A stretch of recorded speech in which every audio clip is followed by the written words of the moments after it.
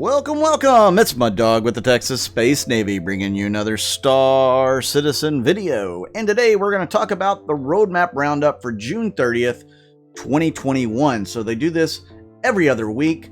They talk about what's in, what's out, what they finished, etc. We're going to handle this part, and then we're going to move on to this little roadmap PNG that talks about sprint reports and everything else. Alright, so first of all, notable changes for June 30th, 2021. On the progress tracker, we have rest stop hangar replacement. So they're going to create exterior pieces of small and medium hangars that allow them to look and function properly as part of the overall space station exteriors.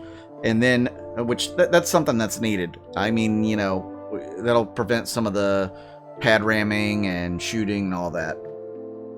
Atmospheric pressure damage. So now you're going to take damage, whether it's your armor, your body, or your ship, based on atmospheric pressure. So it's one more thing you're going to have to worry about when you go to a planet is, what is the atmospheric pressure like? That's going to be quite interesting. I don't know if I'm looking forward to that or not. That's going to be crazy. I know for Crusader this is going to be huge because it is a gas giant. Spacescaping. They're going to utilize the gas tech to make the spacescaping look even better, so you'll actually be able to fly through space clouds or dust clouds, nebula, that sort of thing. Refinery ships. This is a big one, a really big one. Certain ships will have refineries built into them, allowing players to process one or using a completely onboard process. So we know the Orion probably has refining capabilities. The Mole, maybe on the Mole. But could this be foretelling us that 314 has a refining ship coming? You know, way back in CitizenCon 2019 or whatever, they talked about a refinery ship. I think we've got one coming in 314, and this is setting the stages for us. So, let's talk about the stuff that's been taken off of the progress tracker, but is still being worked on. Ruin Station. More time and resources have been allocated to the rest of the Pyro system, so they're temporarily removing Ruin Station from the schedule. It's not being worked on as much because they're trying to finish out the rest of Pyro. Ruin Station probably won't take them long to do, just being honest. Or maybe they've already done quite a bit on it, and they can afford to take people off of it to do the rest of Pyro. So, does that affect my possible prediction of 316 for Pyro? No, not really. Again, we'll have to wait and find out. Environmental gameplay. So, the UE PU gameplay feature team has allocated all sorts of resources in Q4 to refinery ships. So, they're going to remove this deliverable from the schedule. So, environmental gameplay is not coming in 316, but refinery ships will definitely be there. Definitely. So will we get the first iteration in 314 or 315? I don't know, but we can definitely expect 316 to have refinery ships, according to this. Release view. So these are the things that have been moved to committed and definitely coming. Crusader, Orison, and volumetric clouds. We knew that. Ship interior culling has now been renamed to ship interior object container streaming. It has also been given a more accurate description in the roadmap itself. So I don't want this video to go forever, so I want to go ahead and touch on this list here. So let's talk about the sprints that have started, and then I'll get to the ones concluded. Sprints that have started. Atmospheric pressure damage. One dev is working on that. So again, that's environmental gameplay and atmospheric pressure stuff, which they did talk about would be in. Bespoke take in place. So I don't know what that is. I don't know if that's referring to tractor beams or the reclaimer using its big claw, or drones, or people actually picking things up and placing them. I don't know. One dev's working on it. Derelict spaceships, points of interest. 3 devs are working on that. That's pretty cool. So we'll possibly find those all around, and this may be actually talking about the FLISA on Daymar. Jump module, 1 dev. Okay, this is not the quantum drive. This is the jump drive. Jumping through, jump gates and, from one system to another. That's what this is implying. And a dev has already started working on that as a sprint. These are sprints. So that means they're pushing hard on these things to get them done. Misc Hull A, 3 devs are working on it. And they've had the Hull C in for a long time. It's been somewhat ready. They just had to finish out some physics zones and grids and stuff like that. But it's not unthinkable that they can move on to the Hull A and start working on it when they mostly have the Hull C done. I'm just saying. Unannounced vehicle, 5 devs. So this could be a ship. This could be some sort of rover.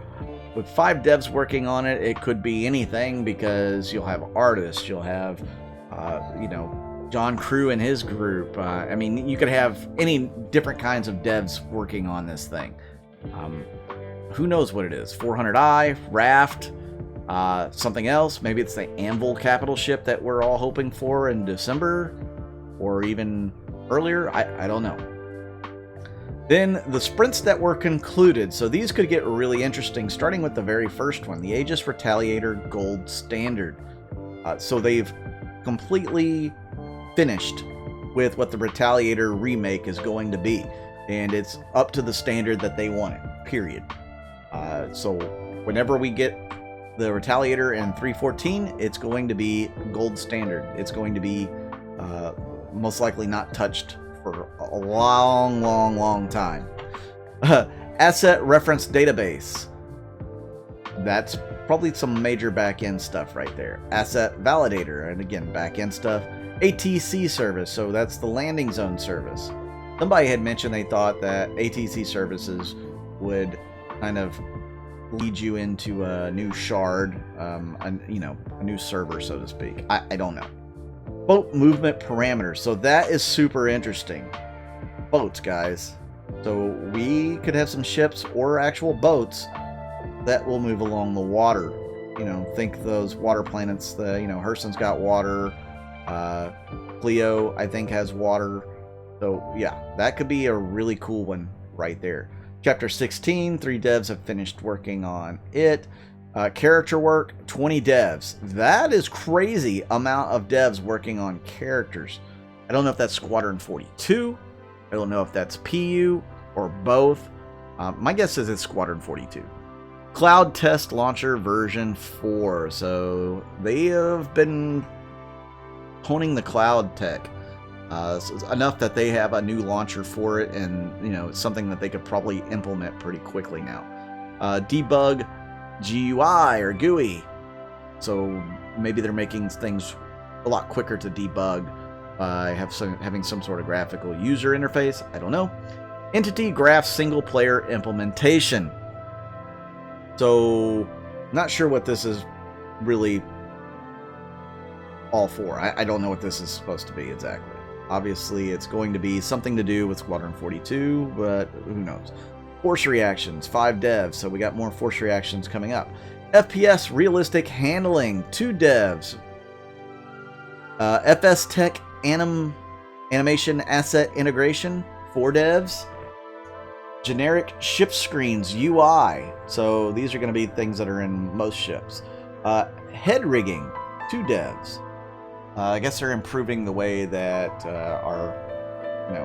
when you're in first person, how the head moves around and looks at things, etc. Hospitals Tier 0, 35 devs. A lot of people were working on hospitals. Improved OC workflow, 2 devs. Inventory system, 1 dev. So I think they put the finishing touches on the personal inventory system, or at least part of it. Map and radar system rework, 3 devs. That's great news. Maya loadouts from P4K, something to do with the art.